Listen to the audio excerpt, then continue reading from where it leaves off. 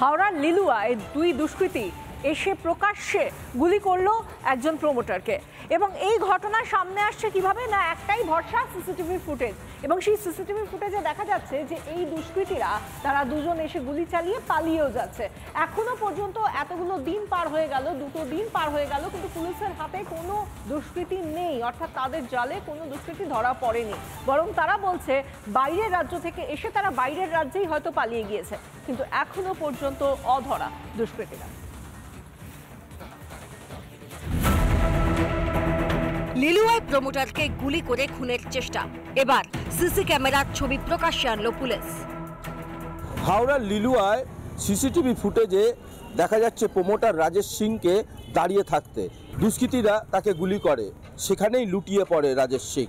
এই দুষ্কৃতীরা যতটা দেখে মনে হচ্ছে তারা শার্প শুটার, এবং শার্প শুটার যদি হয় পুলিশের কাছে তাদের তালিকা থাকে, কেন এখনো ধরা পড়ছে না এই শার্প শুটাররা?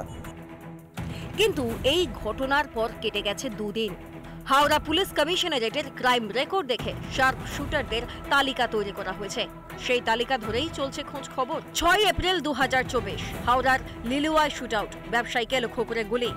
2রা মে 2024 হাওড়ার বাঁকড়ায় শুটআউট, পঞ্চায়েত অফিসের মধ্যে চলল গুলি। 19 ফেব্রুয়ারি 2025 শিবপুর থানার ঘোষপাড়া চণ্ডীতলা থানার আইসি গুলিবিদ্ধ। যে সোর্স মেনটেন করে সে তাদেরকে মনিটরিং করতে হবে কি ধরনের বন্দুকবাজ বা ক্রিমিনাল। সোর্স মেনটেন করার যে প্র্যাকটিস, সেই প্র্যাকটিসটাই কিন্তু সবারই মধ্যে নেই। যদি কোনো রকম ক্রাইম হয়ে যায় তাহলে আমি ডিটেক্ট করব, এই মানসিকতা থাকতে হবে।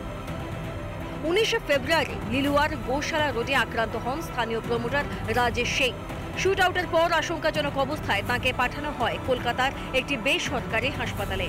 এখনো চিকিৎসাধীন তিনি। অস্ত্র থাকবে, অস্ত্র উদ্ধার যেটা হচ্ছে সেটা তো ভাঙা রিভলভারও বলা যায় না, ওয়ান শটার। চারিদিক থেকে নাকি অস্ত্র উদ্ধার হচ্ছে, আর কাউন্সিলরদের দেখা যাচ্ছে, তার অনুগামীদের দেখা যাচ্ছে 9mm রিভলভার নিয়ে প্রকাশ্যে রাস্তায় ঘুরছে। তদন্তে নেমে তদন্তকারীরা বেশ কয়েকটি সূত্রের দিকে নজর দিচ্ছেন। কে বা কারা ফোন করেছিল রাজেশ সিংকে? কেনই বা সেই রাতে তিনি বাইরে বেরিয়েছিলেন?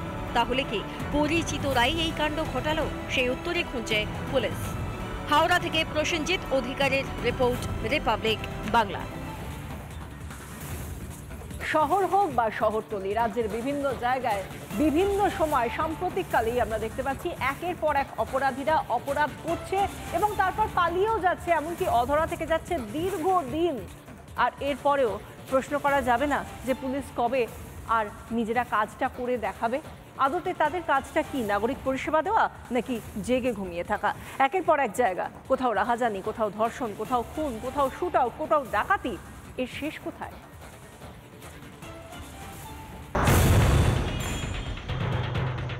কোষবায় তৃণমূল কাউন্সিলরকে পয়েন্ট ব্ল্যাঙ্ক রেঞ্জে গুলি করে খুনের চেষ্টা।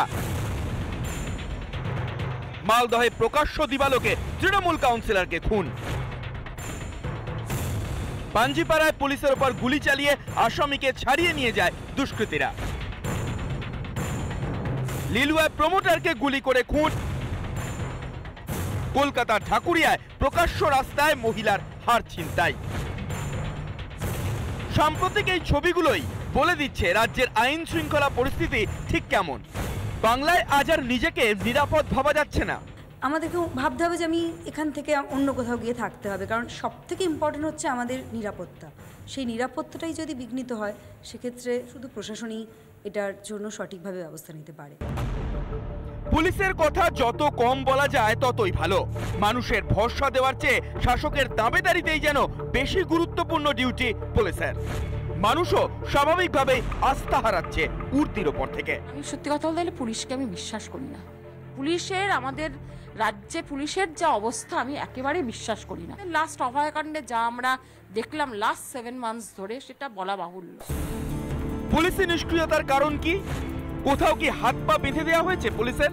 ভালো পুলিশ অফিসার নেই, অনেক ভালো ভালো পুলিশ অফিসার আমি জানি, রাত দিন তারা ক্লান্ত পরিশ্রম করছে, কিন্তু তারা কোথায় যেন কাজ করতে গিয়ে স্ট্যান্ড স্টিল হয়ে যাচ্ছে। বিধানসভা ভোটের ঢাকে কাঠি পড়তে খুব বেশি দেরি নেই, তার আগে কি তাহলে ভোট নিয়ন্ত্রণের ওয়ার্ম আপ চলছে রাজ্য জুড়ে? তোরা যাও পারিস কর, অস্ত্র বিক্রি কর, জাল টাকা নিয়ে আয়, গরু পাচার কর, কয়লা পাচার কর, কিন্তু ভোটের সময় ভোটটা আমার হয়ে করবি। আগামী 1 বছর পরে ভোট, সেই ভোটের রাজনীতি করার জন্য এদেরকে খোলা মাঠ ছেড়ে দিয়েছে। ল অ্যান্ড অর্ডার একেবারেই কলকাতা শহর কেন সামগ্রিকভাবে পশ্চিমবঙ্গে ভীষণভাবে একটা বিপদের মুখে দাঁড়িয়ে আছে। বলা যেতে পারে এই মুহূর্তে এই শহরটা এবং সামগ্রিকভাবে পশ্চিমবঙ্গ দুষ্কৃতীতে স্বর্গরাজ্য হয়ে দাঁড়িয়েছে। মোদিজি আমেরিকায় যেতে পারছেন, মোদিজি মণিপুরে যেতে পারছেন না, জানেন তো? মণিপুরে নারীরা খুব সুরক্ষিত। মণিপুরের মুখ্যমন্ত্রীকে ঘাট ধাক্কা দিয়ে বিজেপিকে বের করে দিতে হচ্ছে। এমন ডবল ইঞ্জিনের বিজ্ঞাপন দিয়েছিল যে নিজের ডবল ইঞ্জিনকে সিঙ্গেল ইঞ্জিন করে ফেলতে হচ্ছে। আজকের বাংলা হয়তো হার মানাবে 70-এর দশকের অশান্ত সময়কেও। শুধু ঝাঁ চকচকে করে তোলাই কি উন্নয়ন? দুষ্কৃতী রাজ্যে বাংলাকে ভিতর থেকে ফাঁপা করে দিচ্ছে, তার দায় কে নেবে? রিপাবলিক বাংলা। মহাকুম্ভকে কেউ বলছেন মৃত্যুকুম্ভ, আবার কেউ বলছেন একেবারে ফালতু।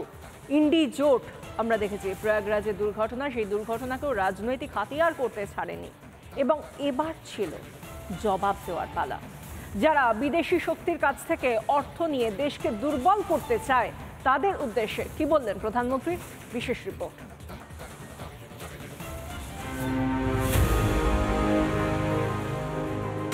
মধ্যপ্রদেশের ছতরপুরে সনাতন বিরোধীদের মুখোশ খুলে দিলেন প্রধানমন্ত্রী মোদী।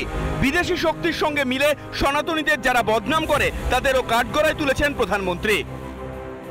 साथियों, आजकल हम देखते हैं कि नेताओं का एक वर्ग ऐसा है जो धर्म का मखौल उड़ाता है, उपहास उड़ाता है, लोगों को तोड़ने में जुटा है।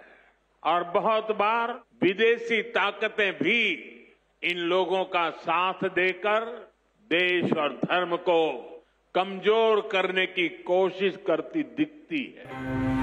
এখানেই থামেননি প্রধানমন্ত্রী। দেশের একতাকে চুরমার করতে বিরোধীদের ষড়যন্ত্রও ফাঁস করেছেন প্রধানমন্ত্রী।